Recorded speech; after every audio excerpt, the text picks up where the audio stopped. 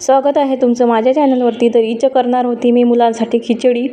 तर मूग डाळ घेतली आणि 1 पाव तांदूळ घेतले आणि सर्वात पहिले कढई ठेवली गॅसवरती। त्याच्यामध्ये तेल घातलं, मोहरी जिरे घातले, चांगलं तडतडू दिलं। नंतर त्याच्यामध्ये कांदा लसूण घातला आणि कढीपत्ता घातला। आता महाराजा मसाला आणि मिरपूड घातलं, हळद पावडर घातली आणि मस्त परतून घेतलं आणि त्याच्यामध्ये पाहिजे तेवढं पाणी घातलं आणि तांदूळ वगैरे स्वच्छ धुवून घेतली आणि बटाटे पण घेतले होते त्याच्यामध्ये 2, ते पण स्वच्छ धुवून घेतले आणि एकत्र मिक्स करून स्वच्छ धुवून त्याच्यामध्ये घालून घेतलं।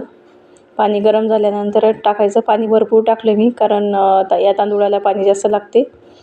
तर वरून थोडासा कोथिंबीर घातला आणि मस्त अशी खिचडी तयार झाली। गरमागरम मूग डाळीची खिचडी मुलांसाठी आणि दुपारच्या वेळेस मुलांना आवडते असं शाळेतून आलं की खायला। तर मी मस्त अशी खिचडी बनवली मुलांसाठी। तिखट थोडं कमीच घालायचं मुलांसाठी करायची असली तर। तर माझी रेसिपी कशी वाटली तर नक्की कमेंटमध्ये सांगा आणि तुम्ही माझे व्हिडिओ कुठून बघत आहात ते सुद्धा सांगा। तर व्हिडिओ आवडल्यास लाईक शेअर सबस्क्राईब करा।